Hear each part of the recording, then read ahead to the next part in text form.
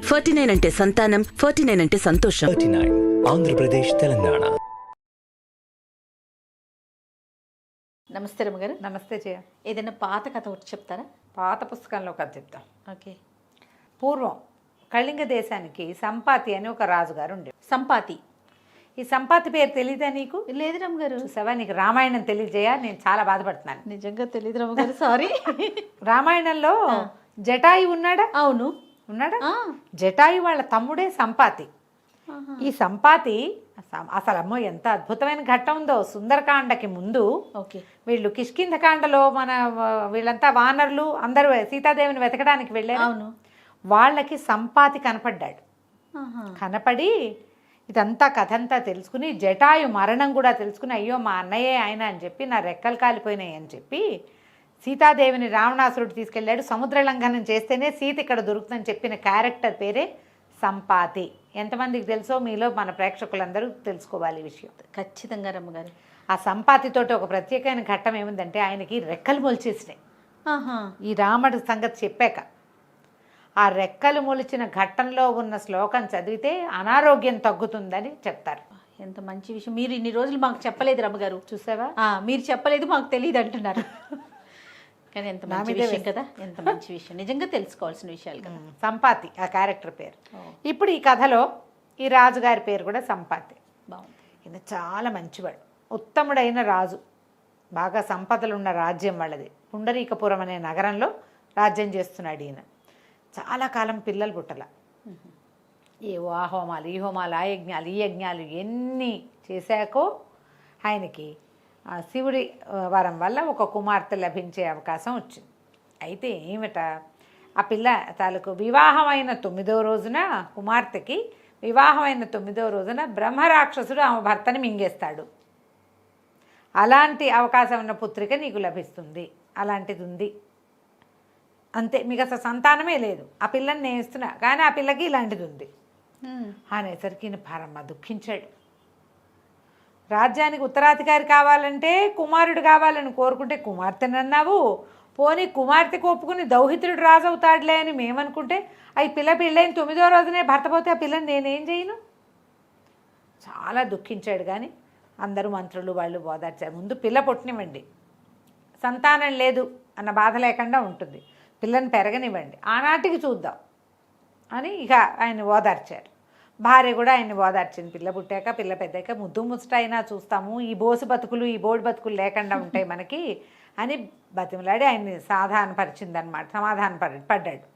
కొంతకాలానికి ఒక చక్కటి పిల్ల పుట్టి, పిల్లకి పుష్పగంధి అని పేరు పెట్టారు. బా, ఎంత బాగుంది చూడు, చాలా బాగుంది కదా. సరే, ఈ పుష్పగంధి చక్కగా పెరిగింది పిల్ల, మంచి బుద్ధిమంతురాలు, మహా అందగత్తె, యుక్త వయసు దాటింది.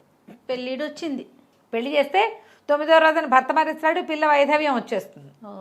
పెళ్లి చేయలే, ఏం చేయలే, పిల్లనే ఉంచుకొని చూసుకుంటున్నారు. పెళ్లి చేస్తే పిల్ల కూడా ఉండదు. పిల్ల ఈ బుద్ధి ముచ్చట ఓ నగేసి నాణ్యం వేసి తలకాయ దువ్వి చూసుకునేందుకు ఉండదు కదా. అదే వైధవ్యం వచ్చేస్తుంది. ఆ రోజుల్లో పునర్వివాహాలు ఉన్న కాలం కాదు అది. అయితే ఏమైంది, ఒకనాడు ఈ పుష్పగంధి అడవిలో ఏదో మృగయా వినోదంలాగా, మగపిల్లలైతే మృగయా వినోదం చేస్తారు, ఆడపిల్లలు వనవిహారం చేస్తారు. నేను పోయి వనవిహారం చేస్తానని కొంతమంది చెలికత్తెలతో కలిసి వెళ్ళింది. వెళ్ళేసరికల్లా ఏమైంది, అదే సమయానికి రత్నమండనుడనే రాకుమారుడు ఇంద్రదత్తుడనే తన స్నేహితుడితో కలిసి ఆ ఊరు ఈ ఊరు తిరుగుతూ, అతనేమో అన్ని ఊళ్ళు తిరుగుతున్నాడు. ఇది కూడా పెద్ద అడవేం కాదు, నగరానికి ఆనుకునుండి వీళ్ళే తయారు చేసుకున్న వనం అనమాట, అది వనవిహారం. అక్కడికి వచ్చాడు. వచ్చి ఈ పిల్లని చూసి పిల్ల మీద ఆసక్తి కలిగింది అతనికి, అమ్మాయికి ఆసక్తి కలిగింది. ఇద్దరు లవ్ ఎట్ ఫస్ట్ సైట్ లాగానే అయ్యింది. ఎవరు ఏమిటి అని కనుక్కుని ఏమనుకున్నాడంటే, రాకుమార్తెలు ఇంత పెద్దవాళ్ళు అయ్యేదాకా వివాహం కాకుండా ఎందుకుంటుంది? 12-14 వచ్చేసరికి పెళ్ళిళ్ళు చేసేస్తారు. పిల్ల చూస్తే 16-18 ఏళ్ళ అమ్మాయిలాగా ఉంది.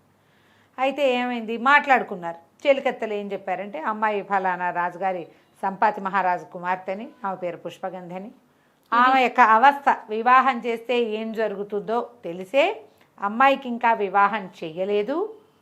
ఇది ఉన్నది, బ్రహ్మరాక్షసుడు ఈమె భర్తని కబళిస్తాడు, భర్త ప్రాణఘాతిని ఈ అమ్మాయిని ఎవరు పెళ్లి చేసుకుంటారో వాడు పోయినట్టే. దాంతో ఈ ఇంద్రదత్తుడు ఇంకా నయం, రాకుమార్తె అయితే మాత్రం ఇలాంటి సంబంధం ఎట్లా చేసుకుంటాం, పద ఇంటికి వెళ్ళిపోదామని బలవంతంగా లాక్కెళ్ళిపోయారు. ఆ తర్వాత ఇంకా అతను ఏ విహారము చేయలేపాడు. ఆ పిల్లే జ్ఞాపకం వస్తుంది. ఇంటికి వెళ్ళిపోయారు. ఇంటికి వెళ్ళిపోయి చాలా దిగులుగా అయిపోయాడు. అమ్మ నాన్న బాగా కనుక్కున్నారు. ఏం కనుక్కున్నా మరి ఏముంది, ఇట్లా ప్రాణఘాతం ఉన్న పరిస్థితి ఉన్న ఒక పిల్లని ఇతను చూశాడని, ఆ పిల్లేమో ఈ సంపాత్ మహారాజు కుమార్తెని తెలుసుకున్నారు కానీ ఏం చేయలేరు వాళ్ళు. ఈ లోపల రాకుమార్తె కూడా ఇంటికి వెళ్ళిపోయింది. వాళ్ళ నాన్న అమ్మ కూడా కనుక్కున్నారు. వాళ్ళకి తెలిసిన చిలకత్తెల వల్ల ఎవరో రాకుమార్తె కనపడ్డాడు. అమ్మాయి మనసు పడింది కానీ తన పరిస్థితి వల్ల ఆమె ముందుకెళ్ళలేదు. ఆ అబ్బాయి కూడా వెళ్ళిపోయాడని వీళ్ళు చాలా దిగులు పడ్డారు. అయ్యో, ఇంత యవ్వనవతి అయిన పిల్ల, వివాహం మీద ఆసక్తి సహజంగా కలుగుతుంది, ఏం చేయాలి అని చాలా దుఃఖపడ్డారు. అయితే అక్కడేమైంది, ఈ రత్నమండనుడు ఏమైనా సరే వివాహం చేసుకుంటే ఆ అమ్మాయినే చేసుకుంటానని పట్టించు, మరణించినా సరే అయినా సరేనన్నాడు. మొండికెత్తేసరికల్లా ఈ పిల్ల ఫలానా పిల్ల అనేసరికి పిల్లని తెచ్చుకోవచ్చు. వీళ్ళు పెళ్ళి, వాళ్ళకి పెళ్ళి ఎందుకు అభ్యంతరము, పిల్ల వైధవ్యం వస్తుంది కాబట్టి. సరే కబురు చేస్తే వీళ్ళు చెప్పారు క్లియర్గా, పెద్దవాళ్ళందరూ సభలో తీరుండగానే, మా అంతటి మేమైతే వివాహం చేయదలుచుకోలేదు, ఎవరిదైనా ప్రాణం పోతుందంటే ఆ పనికి ఇచ్చగిచ్చము, మీరే ఆసక్తి చూపిస్తున్నారు కాబట్టి మీ ఇష్టం, ఇదిగో ఇది జరిగింది అని చెప్తున్నాం కదా అన్నారు. అనేసరికల్లా వాళ్ళు మా రాకుమారుడి సంగతి తెలుసుకునే జాతకాలు కూడా చూపించారు. జాతకం చూపిస్తే ఈ అమ్మాయికి వైధవ్యం ఉంది క్లియర్గా, మరి అతనికి కూడా గండం ఉంది. 2 మ్యాచ్ అయినాయి కదా. ఇప్పుడు 2 జాతకాలు చూసాం, ఈ అమ్మాయికి ఇది, ఆ అబ్బాయికి అది కనపడుతోంది. సరే బాగానే ఉందని, ఎలాగూ 2 జాతకాలు ఈ రకంగా కలిసినాయని వివాహం ఒప్పుకున్నారు. అంతే కదా, మామూలుగా చెప్తారు, ఐదోతనం తక్కువ ఆడపిల్లని అల్పాయుష్కు మగవాడిని కలుపుతాడు భగవంతుడు అని చెప్తారు. ఇప్పుడు ఆ పిల్లవాడు చనిపోవడమ్మా ఎక్కడా కూడా. ఈ అమ్మాయి జాతకం మంచిది కాబట్టే భర్త చనిపోయాడు అన్నది సర్వాబద్ధం, అలా జరగదు. ఎవరికైతే 5వ తనం ఉంటుందో భర్త మరణిస్తాడని జాతక లక్షణాలు ఉంటాయో తొందరగా మరణించేవాడిని దీన్ని కూరుస్తారు. భగవంతుడు చేసే పని అది. ఎవరిది దురదృష్ట జాతకం అంటానికి లేదు, వీల్లేదు. నష్టజాతకులు, దీనివల్లే వాడు చచ్చిపోయాడు, సర్వాబద్ధం, అది తప్పు. లోక సహజంగా చెప్పే మాటే ఇది. అల్పాయుష్షు మగవాడిని 5వ తనం తక్కువ ఆడదాన్ని కలుపుతారు. వాడు ఎలాగూ చచ్చిపోతాడు, దీనికి ఎలాగూ భర్త లేడు, జాతకంలో లేడు, గ్రహాలు కాదా అలా లేవు. అమ్మాయికి పచ్చగా బతికేందుకు లేదు. ఇప్పుడు కుదిరింతోంది, ఇప్పుడు పెళ్ళిళ్ళు చేసుకుంటున్నారు కాబట్టి ఇప్పుడు దాన్ని మార్చామని మనం అనుకోవాలి, అంతే. కానీ ఇదివరకు అలాగే చెప్పేవాళ్ళు. సరే ఏమైంది, కనపడుతోంది కదా, పెళ్లి చేసేసారు. పెళ్ళయింది. అబ్బో ఎంత సంతోషంగానూ ఉన్నారు. 1 వారం గడిచింది. వివాహమైన 9వ రోజు అబ్బాయి మరణించాలి లెక్క ప్రకారం. ఈ 5-6 రోజులు ఆనందంలో తొలతూగిపోతున్నవాడు. మామూలుగా చిన్నపిల్లని పెళ్లి చేసుకుంటే ఆ పిల్లని కాపురాన్ని పంపటాలు అవి చేసేవాళ్ళు కదా. పెద్ద పిల్ల కదా, అమ్మాయి పెద్దది. సరే చక్కగా అన్ని పునఃసమాగమం, అన్ని పునఃసంధానాలు అన్నీ కానిచ్చేసుకున్నారు.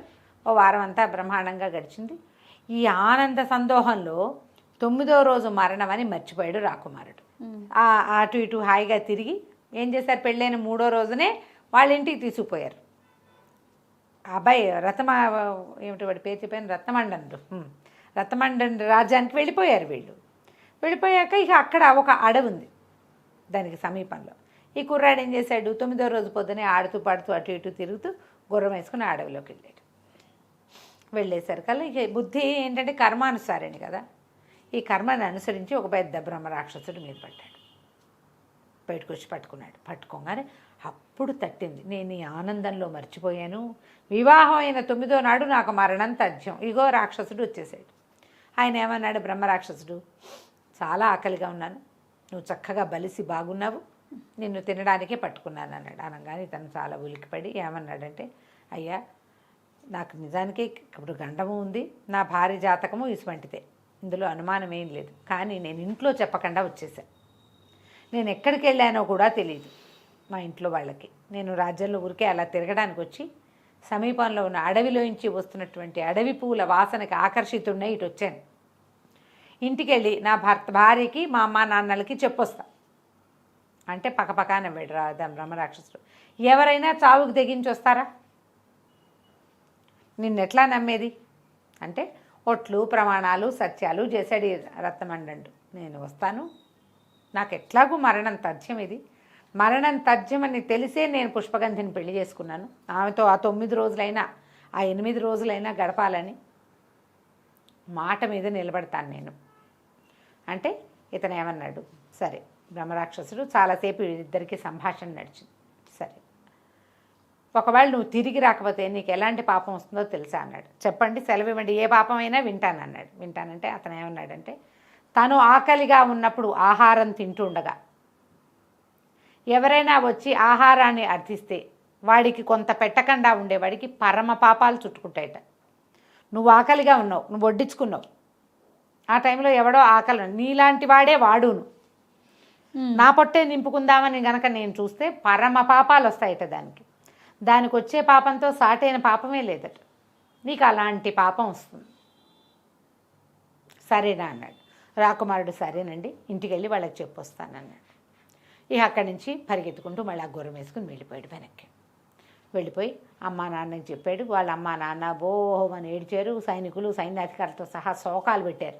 ఊరంతా ఇంకేముంది, ఈ పిల్లని పెళ్లి చేసుకున్నాడు, రాకుమారుడు చచ్చిపోవడానికి సిద్ధమయ్యాడు. బ్రహ్మరాక్షసుడికి మాటిచ్చి వచ్చేట. ఆ అడవిలో బ్రహ్మరాక్షసుడు ఉన్నట్టే మనకు తెలీదు. ఈ రాకాసి మన ఊరితో వచ్చింది, రాక్షసుడు బయటపడ్డాడని తెగ తిట్టిపోశారు పుష్పగంధిని. ఇతను వీళ్ళందరికీ చెప్పేశాక పుష్పగంధి దగ్గరికి వెళ్ళాడు. అప్పుడు ఆమెను కావలిచ్చుకుని, నేను మరణించబోతున్నాను, బ్రహ్మరాక్షసుడికి వస్తానని చెప్పానంటే, ఏం చెప్పొచ్చావు అందుట. ఏం చెప్పొచ్చావు, నువ్వు వెళ్ళకపోతే ఏమవుతుందంటే, నేను వెళ్ళకపోతే ఈ పాపం వస్తుందమ్మా నాకు అన్నట్టు. ఏం పాపమో మళ్ళీ చెప్పు అంది. మళ్ళీ చెప్పు అని వాళ్ళిద్దరూ ఏం మాట్లాడుకున్నారో అన్నీ విని, సరే వెళ్ళిరా, నీ వెనకాల నేను కూడా వస్తాలే అని. నవ్వేసరికి జనాలంతా ఆశ్చర్యపోయారు. ఇదేమిటి ముగ్గురు చచ్చిపోతాడంటే ఏడవకుండా పిల్ల కళ్ళు తుడుచుకుని నవ్వుతుంది అని. ఇప్పుడు ఇలాంటి పరిస్థితుల్లో నవ్విందనుకో అది వెంటనే బయటికి వెళ్ళిపోతుంది. యువరాణి నవ్వుతోంది, రాకుమారుడి భార్య నవ్వుతోంది అంటే నవ్వుతుందా, దీనివల్ల కదా మన రాజ్యానికి రాజు లేకుండా పోయాడు. తెగ తిట్టిపోశారు. సరే రాజకుమారుడు ఏం చేశాడు, వాళ్ళ అమ్మ పెట్టిన ఆహారం తిని అక్కడి నుంచి తమ దేవాలయంలోకి వెళ్ళి నమస్కారం చేసి చీకటి పడుతుండగా వీళ్ళందరినీ వీడు కొలిపి, నేను చచ్చిపోతున్నాను, మీరందరూ రాజ్యం బాగా చూసుకోండి, ఇట్టటి మాటలన్నీ చెప్పి గుర్రం వేసుకుని బయలుదేరాడు.